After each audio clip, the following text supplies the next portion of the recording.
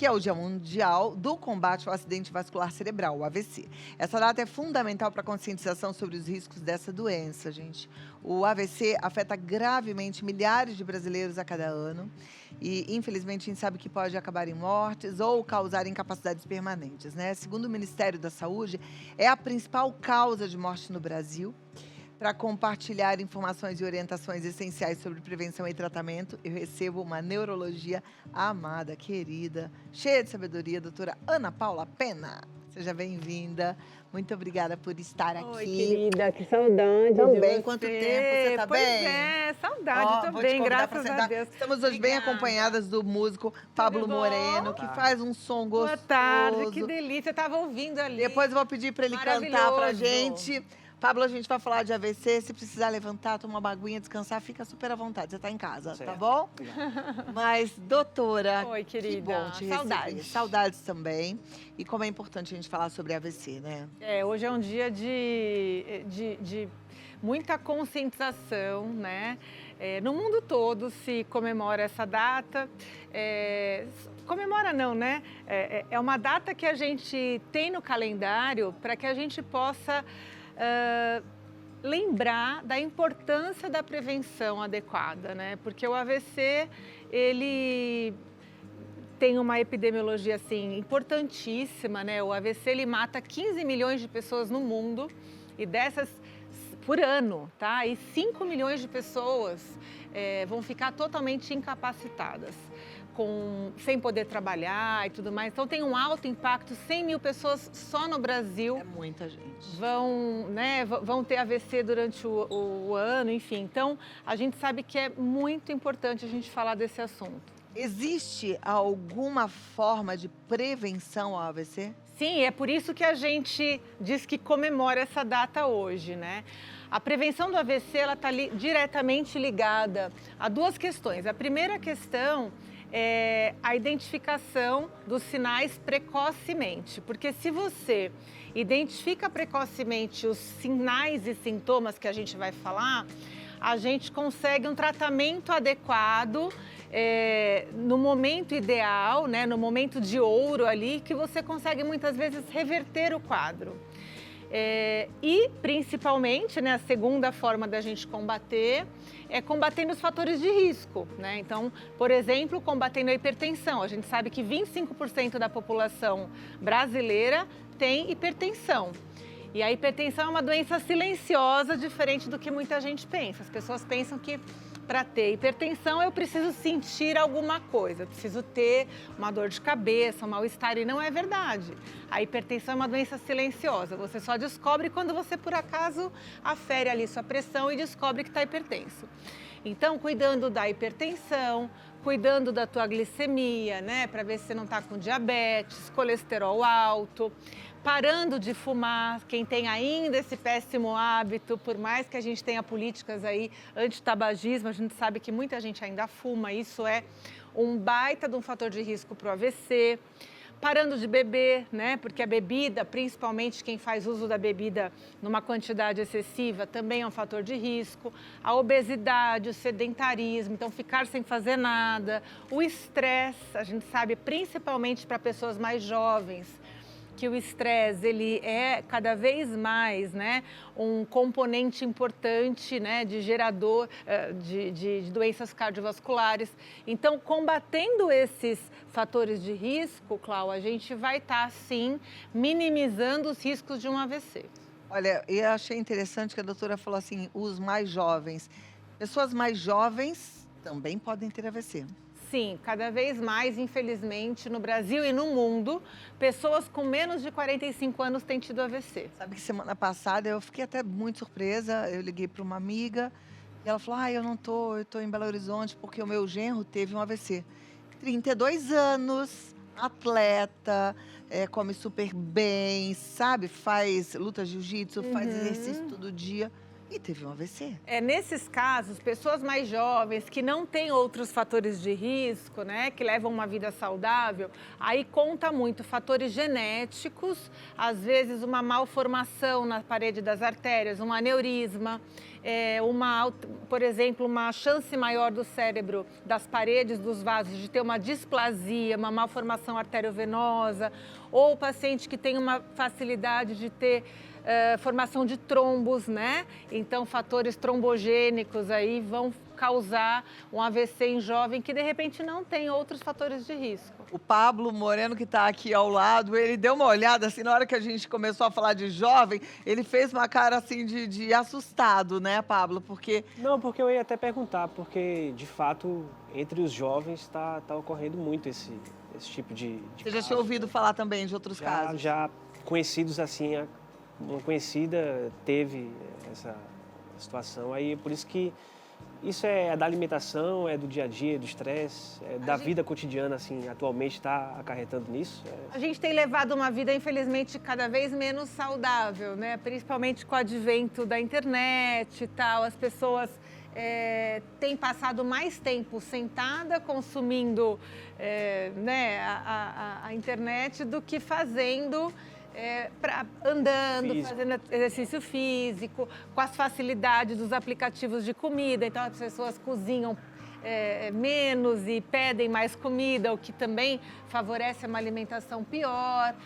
A gente tem, né, com o advento tanto da internet quanto do estilo de vida que a gente está tendo hoje, um alto índice de estresse cada vez maior, né? A gente tem tido muito burnout, que é o esgotamento mental ligado ao trabalho, e tudo isso vai gerando mais estresse, e o estresse produzindo cortisol e adrenalina, ele é um grande fator de risco para o AVC também. A ansiedade também tem a ver? Sim, porque a ansiedade, né, se eu tenho... claro que não é assim, né? A gente tem que tomar cuidado quando a gente fala isso, porque o Brasil é o país com mais ansiedade do mundo, né? Então, quer dizer, aqui nesse estúdio a gente tem uma grande chance da maioria das pessoas ter algum grau de ansiedade, né? Então, não é qualquer ansiedade, é uma ansiedade desde que você tenha outros fatores de risco também e desde que você não cuide adequadamente dessa ansiedade.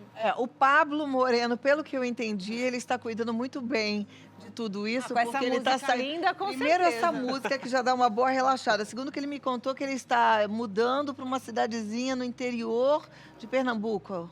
Em Carnaíba, passar uma temporada. Minha esposa é de lá também. Olha. Aí a gente tem uma filhinha, né, Maria Flor, que aí tem essa, ao contrário de São Paulo, Rio, Recife, que são grandes metrópoles, e tem essa questão do estresse. Então, esses fatores, né? E a gente vai para uma cidade menor que proporciona uma qualidade de vida mais calma, mais tranquila. Perfeito. Ele vai tirar o elemento estresse, então, dos fatores de risco. Tem muita gente que mora em cidades pequenas e que aí tem um estilo de vida mais tranquilo. Porém, agora é importante para todo mundo, cidade grande ou pequena, vamos prestar atenção nos sinais, porque você falou assim que reconhecer os sinais do AVC é o primeiro passo para evitar problemas mais graves, com né? certeza. Então vamos lá, porque pelo que eu estou entendendo, perceber o sinal tem que correr para um socorro. Tem que correr para o hospital. Na verdade, o ideal, se você tiver num lugar acesso a telefone, é você ligar para o SAMU, né? Ligar 192 para o SAMU, que isso você vai conseguir um socorro rápido e você vai conseguir ser levado para o lugar que está mais preparado para te acolher naquele momento. Então, 3 sinais aí, é uma regrinha de 3 sinais que a gente tem que ficar de olho. O primeiro, você vai dar um sorriso e ver se a boca desvia para algum dos lados, tá? Então, o desvio da boca, né? A boca fica meio tortinha, é um sinal, pode ser positivo. Ah, Ana, mas pode ser só uma paralisia facial? Pode, mas não tem problema. Se a boca entortou, você precisa procurar o médico para ver se realmente é só uma paralisia facial. Na dúvida, peque pelo excesso. Segundo sinal, você vai tentar levantar os braços. Se você tiver uma dificuldade em elevar um dos braços, ou perceber que um braço está mais fraco ou formigando, já é o segundo sinal. E o terceiro sinal, você vai tentar falar alguma coisa. Se a fala estiver meio embolada, meio como se tivesse uma batata na boca, é o terceiro sinal, tá? Se eu tiver 2 desses sinais, o risco de AVC é ele é maior do que 70%. Então, eu preciso sim correr para um serviço de urgência e emergência ou, de preferência, ligar 192 para o SAMU para você ser socorrido. Perfeito. Qual é o primeiro socorro, o primeiro atendimento de alguém que está tendo um AVC? Quando alguém chega no pronto-socorro, e eu tive a oportunidade de coordenar durante 10 anos um serviço de urgência e emergência, já comentamos sobre isso aqui, lá em São Bernardo do Campo. Primeira coisa, esse paciente com suspeita de AVC, ele passa na frente de todo mundo, tá? A gente liga ali o sinal, o alerta máximo, né? E ele vai ser socorrido na sala de emergência, a gente vai aferir pressão, ver glicemia, fazer um eletrocardiograma para ver se não está com uma arritmia cardíaca, porque é muito comum nesses casos. Imediatamente ele vai ser avaliado por um médico que vai checar lá os sinais de AVC de uma forma mais técnica, mais completa, e aí ele vai ser submetido a uma tomografia de crânio. Essa tomografia de crânio vai, se eu tiver ainda no passo a passo com essa suspeita de AVC, essa tomografia de crânio, ela vai me diferenciar se aquele AVC é hemorrágico ou isquêmico. O isquêmico, ele corresponde a 85% dos casos, é a maior porcentagem e probabilidade. O hemorrágico, 15%. E aí, dependendo de um ou outro, se for um AVC isquêmico e eu tiver em tempo hábil, ou seja, por isso que é muito importante correr o quanto antes para pronto-socorro, eu posso ser candidato a receber uma medicação, né, na minha veia, que vai reverter o quadro do AVC, que é a famosa trombólise. Vocês já devem ter ouvido essa palavra aqui, né? Você recebe uma medicação que vai como se dissolvesse esse trombo através do trombolítico, que é a medicação que a gente recebe. Os pacientes mais idosos têm uma chance maior de desenvolver um AVC mais grave? Sim. A partir de 65 anos, a gente tem um aumento de risco do AVC. Assim como eu tenho diabetes, hipertensão, tabagismo, etilismo como fatores de risco, eu também tenho a idade. Então, passou de 65 anos, a cada ano eu vou tendo um risco um pouquinho maior. É claro que, para eu compensar, a idade é um fator de risco que eu não consigo modificar, mas eu preciso, então, compensar com os outros hábitos, né? Mudando os outros fatores de risco que sim eu posso mudar. Entenderam? Vamos fazer assim agora. Você pergunta e a doutora Ana Paula responde. Vai lá, Vida Melhor Oficial no Instagram. Manda a sua pergunta, Vida Melhor Oficial. Doutora, 3 minutinhos eu volto, Combinado. Tá bom? E aí, perguntas na tela. Doutora Ana Paula Pena Dias está aqui. Como estão as meninas? Enormes, Cláudio. 12 anos e meio, tão lindas. Te mandaram um beijo. Um beijo para vocês duas.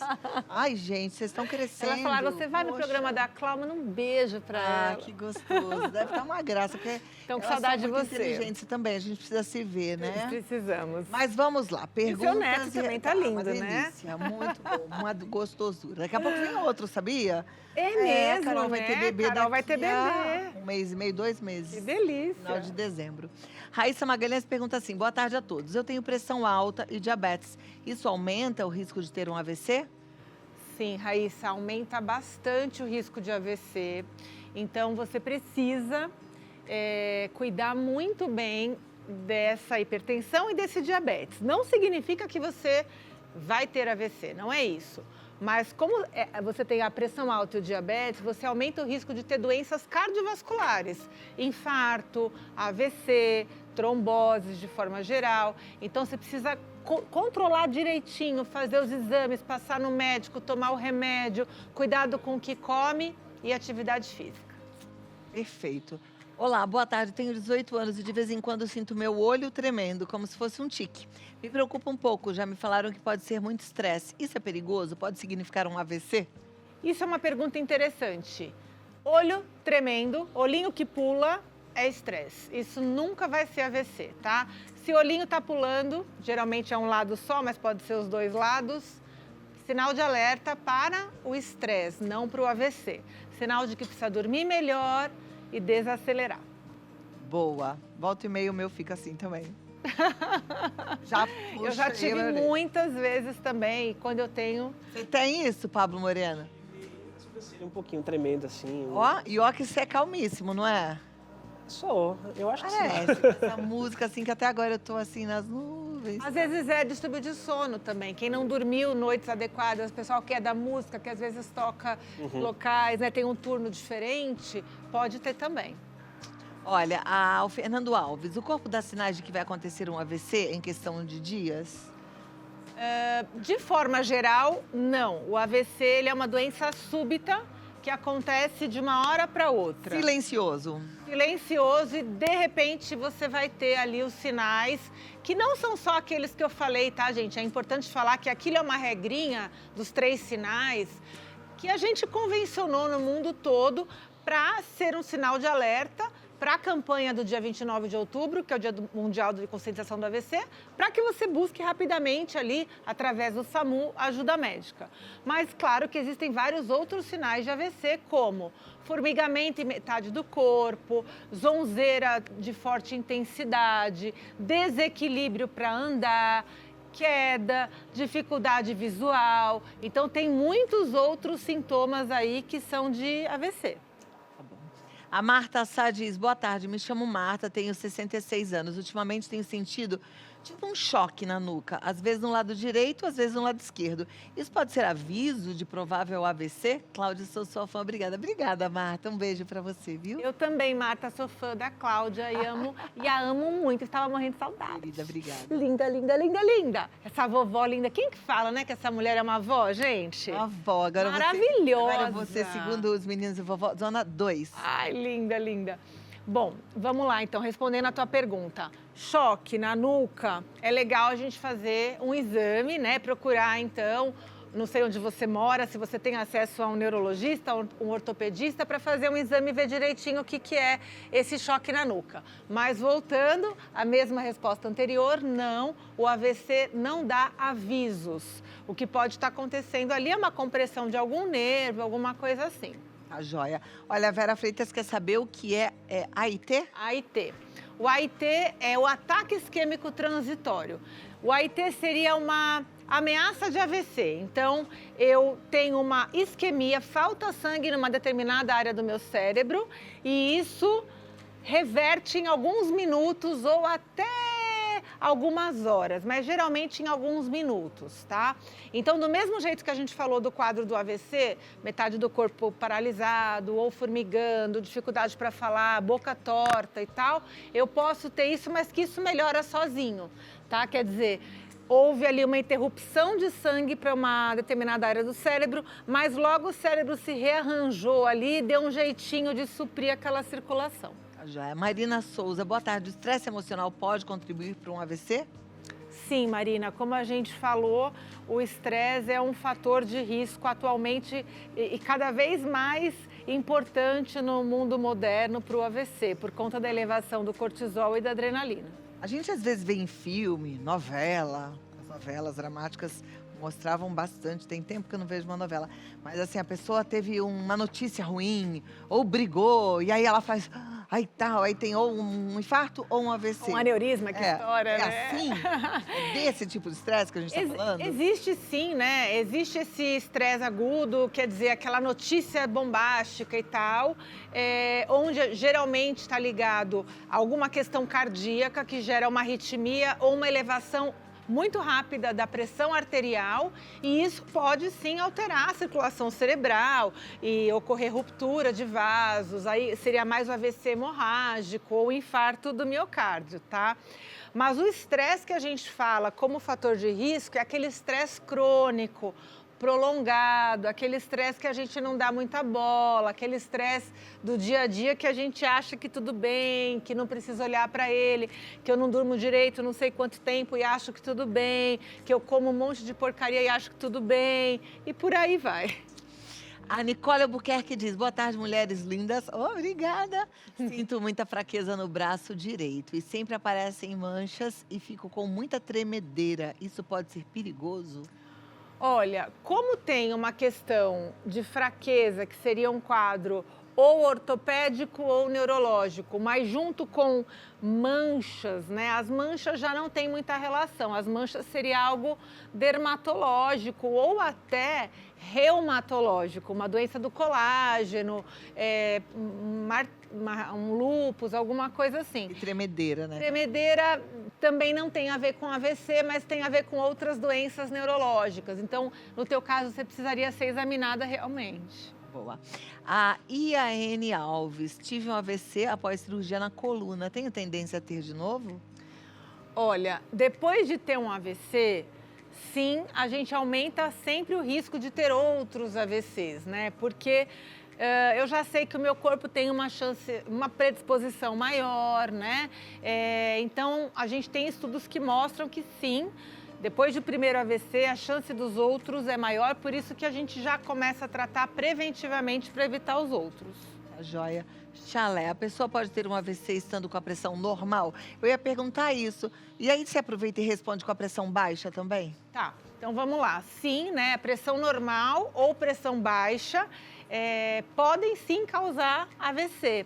Por quê? Não necessariamente, lembra que eu falei, o AVC está relacionado a hipertensão, né? Então, por exemplo, se eu tiver outros fatores de risco, se eu for um diabético, colesterol alto, obesidade, sedentarismo, o próprio estresse, não necessariamente a pressão vai subir. Eu posso ter um AVC por outras causas. Então, se você tem a pressão normal, infelizmente você não está livre do AVC. Você tem que cuidar de todo o resto. Então, olha, se eu não tenho pressão alta, se eu não tenho diabetes, se eu não sou sedentária, se eu não sou obesa, se eu não estou estressada, não fumo. Não bebe muito. Não bebo, não vou ter AVC?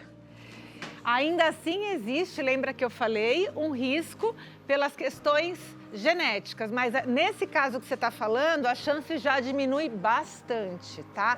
Porque a questão genética a gente quase nunca vai ter como saber ou prevenir. A Ana Clete quer saber se enxaqueca pode desenvolver um AVC. Tá, a enxaqueca não vira AVC, mas existe sim um tipo de isquemia relacionado à enxaqueca, mas aí é uma doença bastante rara, bastante específica, mas de forma geral não. Aquela enxaqueca do dia a dia não vira AVC. Quem tem familiares que já tiveram AVC tem mais riscos de ter AVC? Depende do fator de risco, porque em geral as famílias de hipertensos são hipertensas. As famílias do diabético são diabéticas, né? Então assim, depende se eu carrego aqueles fatores de risco comigo. Se meu pai, minha mãe e meus irmãos tiveram AVC, mas eu controlo os fatores de risco envolvidos no AVC deles, eu estou diminuindo meu risco quase a zero. Perfeito. Olha, a doutora Ana Paula Pena, segue lá, DRA Ana Paula Pena. Ela é maravilhosa, tem um monte de informações, tem podcast, ela nos ajuda e muito. Tem um site neuroanapaulapena.com.br. Como é que é o podcast agora? Eu tenho o Neurotalks, que tem uma temporada enorme ali gravada, inclusive Clau foi num dos primeiros episódios do Neurotalks. E agora eu tenho um que chama Peraí, deixa eu ler meus posts. No link da minha bio você consegue acessar o Instagram, que é o @DRA doutora Ana Paula Pena. Joia, segue lá. Tchau, querida. Aninha, Beijo, obrigada, muito viu? obrigada. Bom te ver. Também leva um Beijo. beijão para toda a família, tá bom? Obrigada. Olha que gostoso que tá o programa.